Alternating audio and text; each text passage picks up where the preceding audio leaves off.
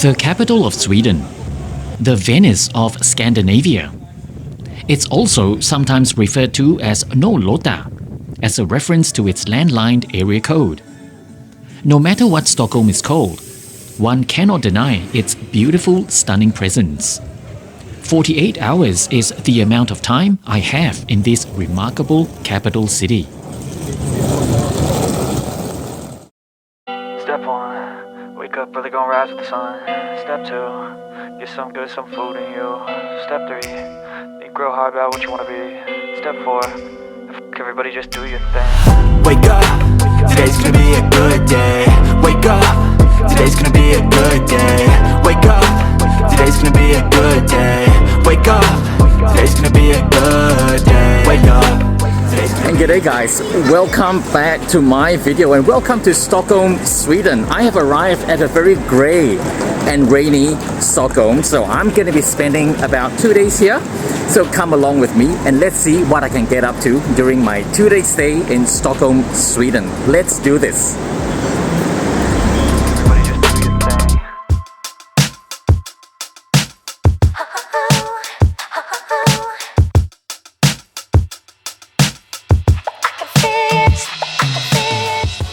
Välkommen till Stockholm, the capital city of the Kingdom of Sweden. It's home to some 2.6 million people in the metropolitan area. The city has been constructed over and around a couple of islands, which gives this location its unique beauty, intertwined with tranquil waterways and stunning lakeside boulevards. If you're new to my channel, my name's Ryan. Born and bred in Singapore, I now call Australia home, and I create heaps of travel and food-related content. This trip sees us set foot in 5 countries over the course of 2.5 weeks. We stop in China for a first glimpse into an often misunderstood country. And then we set off to the UK, where we'd spend most of our time in Scotland as part of a wedding party. And what an eventful week that was!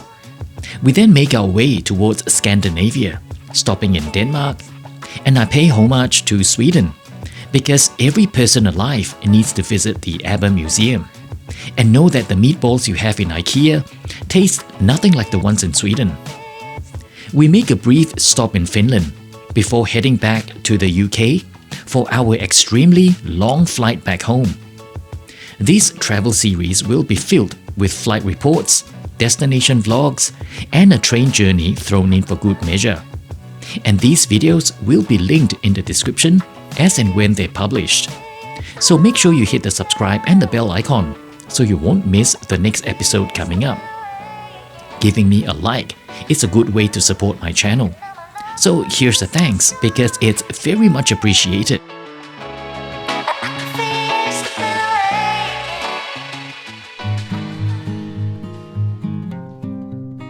Like most tourists in Stockholm, the visit usually begins at Arlanda Airport. It's located a fair way from Stockholm City, so the transport of choice would be the Arlanda Express, which is an express train which zips non-stop from the airport to Stockholm Central Station. The ride takes roughly 30 minutes to cover the 37-kilometer journey. It costs 320 Swedish krona for a one-way ticket, which is pricey. But considering the cost of taxis in Sweden, let's just stick to the Arlanda Express. One of the reasons which got our attention about Stockholm was the seriously affordable downtown hotels. Our choice for this stay was the Sheraton Stockholm, located right here. It's just a 5-minute walk from the central train station, so the convenience was a real bonus. We booked this via our Qantas app, which came in at just under 280 Australian dollars per night, which I thought was a steal, considering this was in the height of summer peak season. There are parts of the hotel which are newly renovated, and the lobby on entry is certainly very impressive. However, the rooms are old and lack modern amenities like USB ports. But hey, we'd be spending most of our time outside anyway, so that wasn't really a huge issue for us. After we settled down at the hotel, The first thing we did was to walk a city block away, which brought us to this major pedestrian street located within the Nostrum River and Vossestaden. Welcome to the huge shopping district of Drottninggatan. The weather was absolutely non-summer-like today. It was grey, drizzly, and slightly chilly. But that did not keep the crowds away though, because just like the rest of Europe, Stockholm receives the bulk of their tourists in summer. Majority of Drottninggatan is car-free, and it's lined with an endless array of shops and restaurants. This street also intersects with Sergels-torg, a major city square which is a great photo opportunity or a location with great publicity for protests. Either way, the energetic buzz in this area is very addictive. We've literally just stepped off the plane from Copenhagen, dropped our bags at the hotel, and here we are in search of lunch. As much as I would have loved a traditional Swedish meal, the rain was getting heavier by the minute, so we ran into the first restaurant we saw, which was an Irish pub. With the weather so chilly, there's nothing like a good slab of steak served with a side of hip-expanding, vein-clogging buttery béarnaise. My steaks have to be strictly medium rare, preferably with a layer of flavorful fat. And that is the best way to enjoy a piece of steak. This was extra comforting given that the heavens above opened up and it started pouring heavily outside.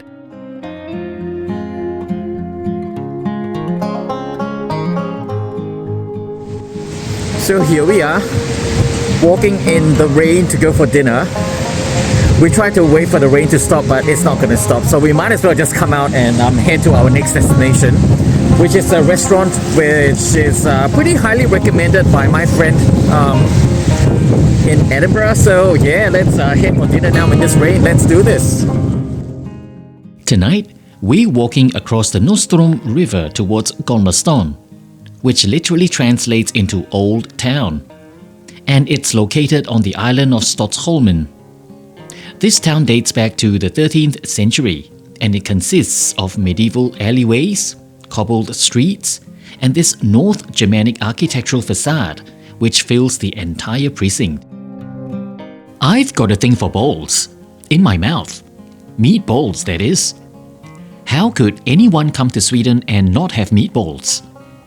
For most of us, our exposure to Swedish cuisine is IKEA, as sad as that sounds. So I'm here in search of an authentic serve of Swedish meatballs. A friend who was in the same wedding party in Edinburgh has sworn by this location here in Gamla Stan. So tonight, we are dining in Restaurang Tre Valv. This is one of the nicer looking restaurants I've been to on this trip. It's made up to look like a mysterious looking basement vault, storing untold secrets for ghost hunters to unfold. Of course, Tre Valv in Swedish translates into 3 vaults. The dining experience began with this evil-looking serve of crispy garlic toast. But I was honestly gagging for the next course to appear, because I really traveled halfway across the globe for this. And voila! After traveling all that distance from another hemisphere, I'm now facing a serve of köttbullar. The Swedish version is served with creamy gravy, lingonberry jam, mashed potatoes, and pickled cucumbers. It shouldn't come as a surprise if you've eaten at the cafe in IKEA. And I'm hoping this one here would somehow taste different. Thank goodness it did. There is a slight hint of warm spices in the meatballs, definitely flavors associated with Nordic cooking. It's a rich dish, so the lingonberry jam and pickled cucumber is there to help cut through it all. This is definitely well worth the journey, and I can go back to IKEA in Australia with my head held high and say your balls taste nothing like the ones in Sweden. By the way, hubby played it safe and went for a carbonara. Oh, those meatballs, oh my god, they were so good. This is not IKEA shit, this is the real deal. So if you want real Swedish meatballs, I mean, come pay this place a visit. I wish I had more though, but I better not be too greedy because, I'm just going to walk some more and hopefully I can eat some more tomorrow. So I'm going to end the video right here because there is more to explore in terms of food tomorrow right here in Stockholm. Alright, so I see you guys tomorrow then. And good morning guys, welcome to day number 2 here in Stockholm, Sweden, and what a difference a day makes. Today the sun is out, sky is blue. What a perfect day to be walking around this beautiful city. So come along and let's start day number 2 right now. We started our day with, of course, the hotel buffet. We must always book a room with these inclusions unless you're in somewhere like Malaysia, Thailand or Singapore, where the food choices are a lot more interesting outside the hotel. Meatballs. Of course there are meatballs. This is after all Sweden. But these are the processed IKEA type of balls. With that said and done, we head out into the glorious sunshine of day number 2, and we're headed towards our first destination of the day to eat some more.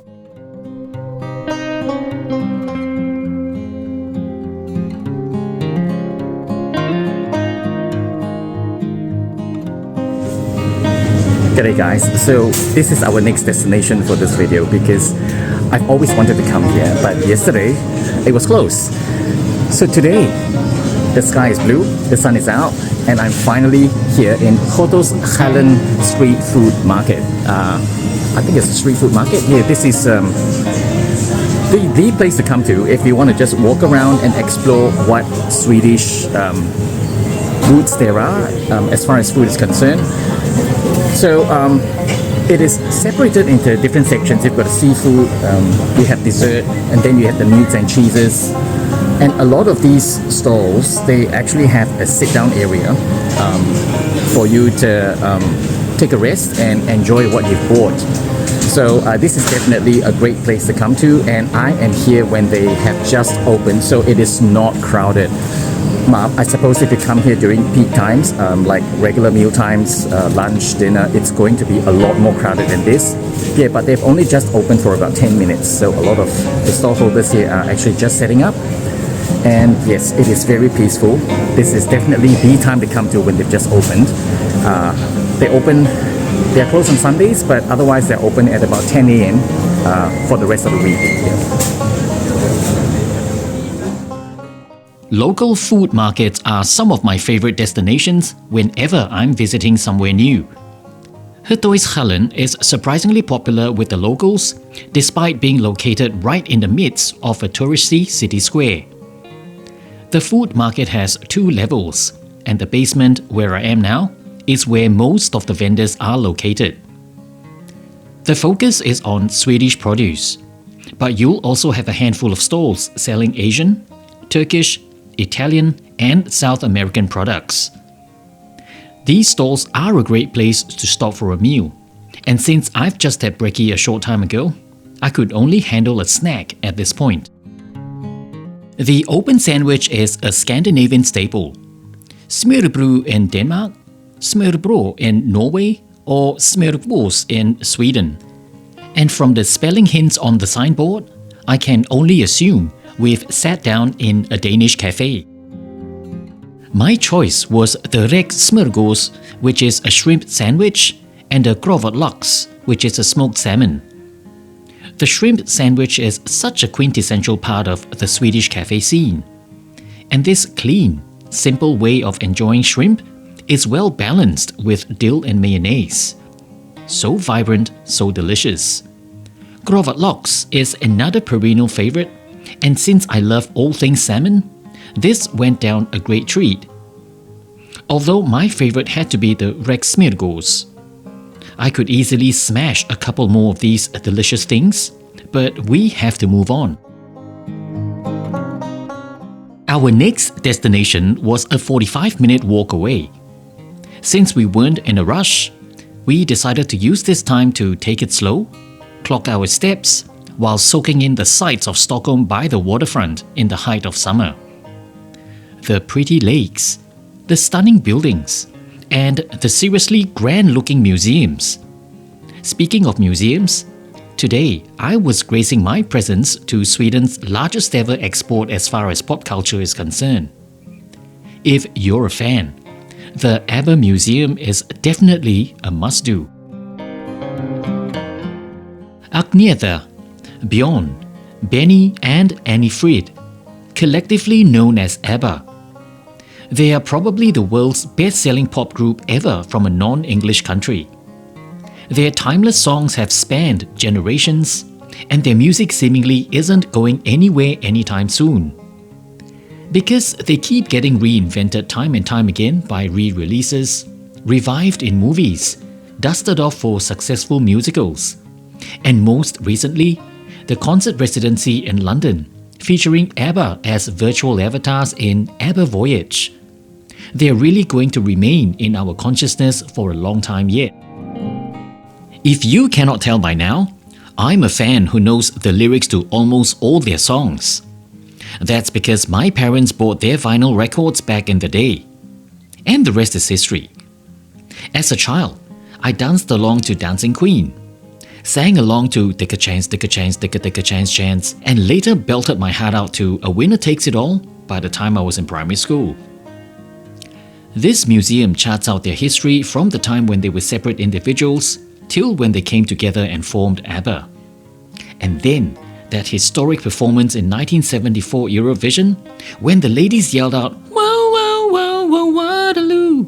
And then they exploded into the world stage from there.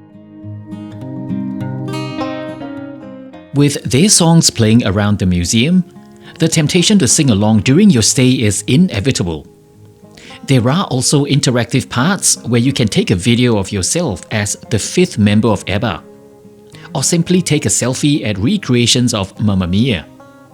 I did not think I'd spend over 2 hours of my life in this museum, and this is coming from someone who really isn't a museum person to begin with.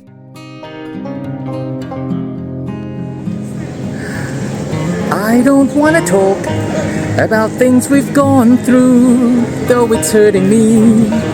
Now it's history. Wow, that was the ABBA Museum.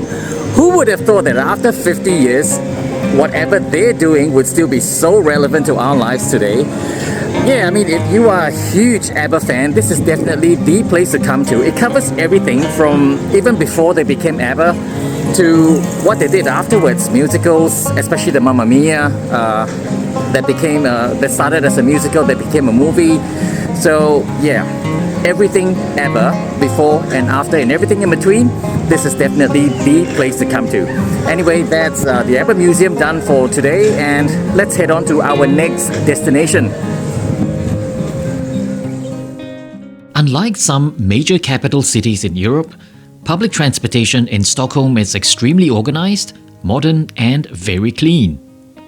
I noticed very similar characteristics in Copenhagen as well.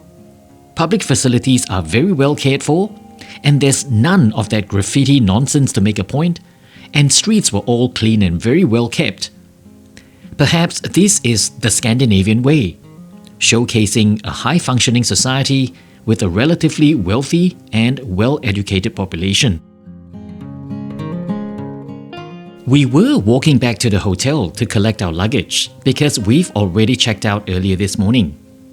And we routed our way back through the old town of Gamla Stan. With much better weather, we can properly experience this old town in all her fantastic, beautiful, stunning glory without the need to be darting here and there seeking shelter from the rain. As beautiful as all this is, we mustn't forget that this is an extremely touristy area, so prices are reflected accordingly. Remember earlier on when I said I could smash a few more serves of that delicious Rex Smirgos? Voila! This time round we got a bigger serve so we could share it. Man, this is some delicious stuff right there. With all our luggage in tow, we were now getting on board the Arlanda Express back to the airport. No, we weren't getting on a flight, but we were actually heading there for dinner, which is such a strange location just to have a meal, and then checking into separate hotels afterwards to spend our remaining hours in this beautiful country. I'll explain more towards the end of this video. Arlanda Airport features a public concourse purely dedicated to dining and shopping. Located between Terminals 4 and 5, welcome to Sky City. And it's connected to the Clarion Airport Hotel, where hubby is checking into, but not me. According to Arlanda Airport's website, one of the highlights of Sky City is its extensive shopping and dining options. Whether you're looking for souvenirs, luxury items, a quick snack, or gourmet meals, you'll find plenty of choices. I'd take that marketing spiel with a pinch of salt. Because if you've been to public areas of airports like Hong Kong and Singapore, Arlanda does not even come close. But that being said, it's a nice little airy spot to hang out. And for both of us being battered severely by jet lag at this stage, we just wanted a quick meal before checking into our respective hotels to crash. Okay, perhaps I'm nitpicking on poor Arlanda Airport. At least the views while dining were sensational. Hubby was craving for something Asian, so we ended up at Pong Express. What a name! I normally hold back any meaningful opinions about having curries in a Western country, because I don't expect authenticity to be a key ingredient in the dining experience. However, today I'm making this an exception right here in Sweden. Who would have thought that some of the most authentic tasting Thai curries would be found here at Arlanda Airport? While the menu listed a generic Thai red curry, I tasted a very distinctive heavy dash of Panang, which is a northern Thai curry. And boy, it had a chili kick which made me moist in parts of my body where the sun doesn't shine. Pong Express is very much approved by Ryan Sofly, and you can take my word for it that this surprising find is well worth the trip should you ever be hungry in Arlanda Airport and suddenly have cravings for curry. So this was my 48-hour stay in Stockholm. And what an amazing experience this was! The city is beautiful, very clean, and extremely organized. It almost feels like a giant showroom of exhibits showcasing the best bits of Sweden. Pretty much like meandering through the winding, zigzagging walkways of IKEA. Nothing was out of place.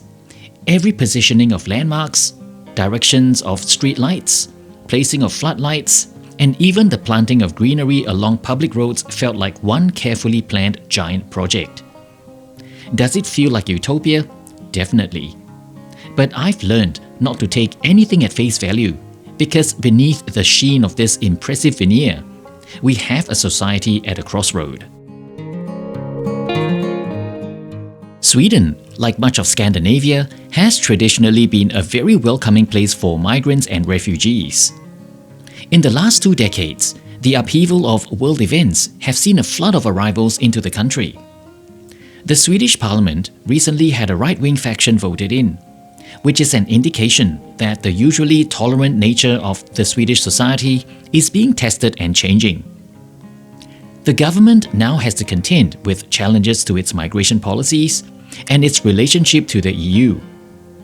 There is a push from the right-wing party to enforce stiffer border controls and not allow the EU to dictate Sweden's asylum and migration policies. This energy is all brewing beneath the peaceful facade of utopia, which in this day and age, a challenge which isn't confined to Sweden, but much of Scandinavia, and even further east towards Finland, where right-wing ideologies are becoming louder and being voted into parliament. Is this the new world order we're looking at? Let me know in the comments. For now, it's time to wrap up this video as we join live Ryan at Arlanda Airport for the conclusion.